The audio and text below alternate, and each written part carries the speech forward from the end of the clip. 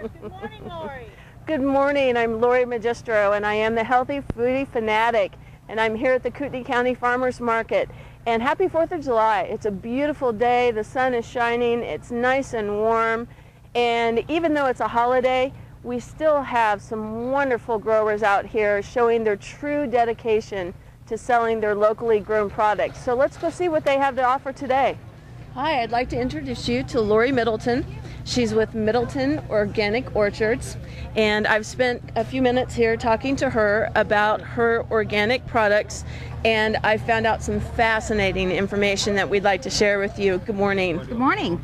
Well, you can see here that it just has beautiful, beautiful cherries and blueberries, and we want to talk a little bit about the organic status and some of the fascinating facts that you have shared with me about the links that you go to get this beautiful product, and the fact that you believe in being 100% organic. When did this begin for you? We've been farming organically for 10 years. Gary is a fourth generation farmer. Okay. And he used to be one of the largest carrot growers in the state. Is that right? Yep. And they called him the Carrot King, actually. The Carrot King, I love that. And then he converted over to orchard, and we grow organic apples, cherries, and then blueberries. Okay. He's been farming since 1970. He thought about doing organics actually long before he did it. We took years of preparation, getting the grounds ready. Mm-hmm. We're passionate about it because we're being stewards of the land very, very seriously. Mm-hmm. We wanted to grow foods that are chemical free. Mm-hmm. Prove to ourselves that it can be done, and be able to dismiss some of those stereotypes about organic food, and show that you can produce great, healthy fruits that are chemical free. It's a much more labor intense. We go to extremes to keep our orchard alive and vibrant. What we did this year is we brought in hundreds, I think we ended up with over 600 of the big ton bales of hay, and we surrounded the orchard. Okay, okay. And we kept those burning throughout the coldest period. That's amazing. And we watch the temperatures. I mean, we have a weather station in our house, and it goes off when the temperatures start dropping. Mm-hmm. And then you beat feet out of the house. No matter what's going on. And you get those wind machines on, and we were burning straw. We had a crew out there, and we were working 24/7 to try to save the cherries. Get them to blossom. Then you have to bring the bees in to pollinate them. Mm-hmm. We bring in truckloads of bees, mm-hmm.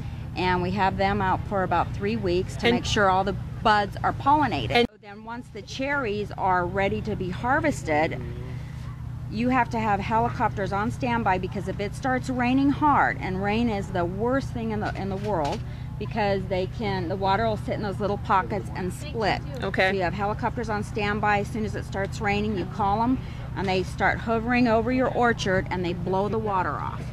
Okay. So there is you're constantly on edge from the time those little trees are budding to the time we have workers there, and then you worry about the rain, you get the helicopters, and then you have to worry about whether there's enough workers to harvest your crop.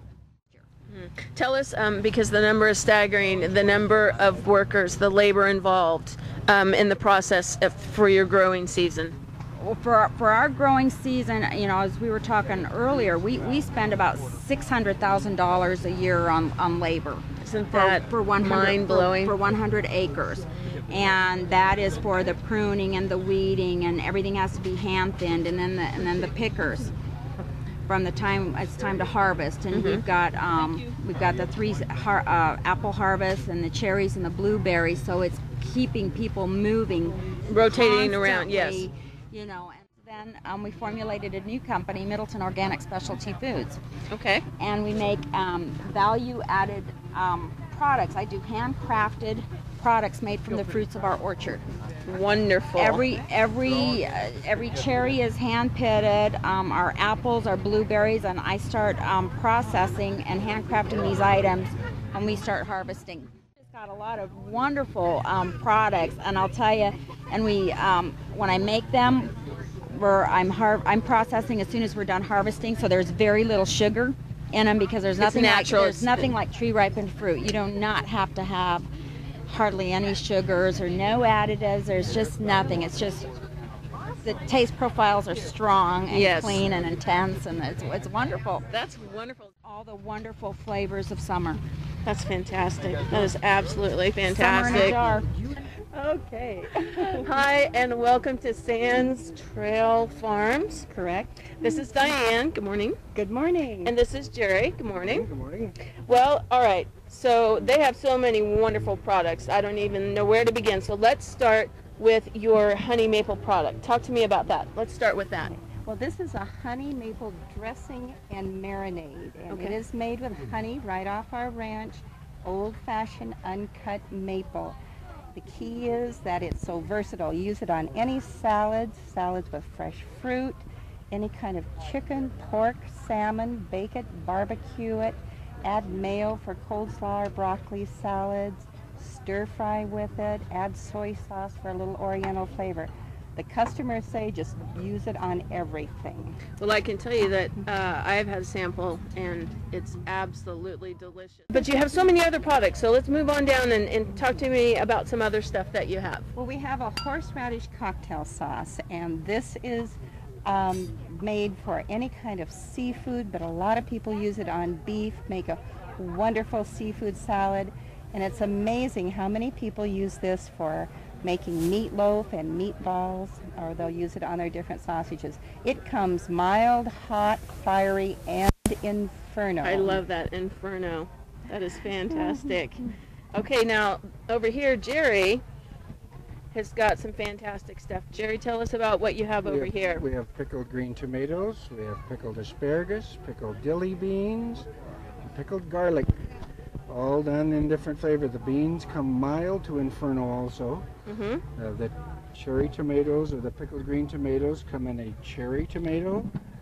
They come in a beautiful slice for garnishing a salad. Now, is one spicier than the other? No, in the tomato products and the asparagus, basically it's the same brine.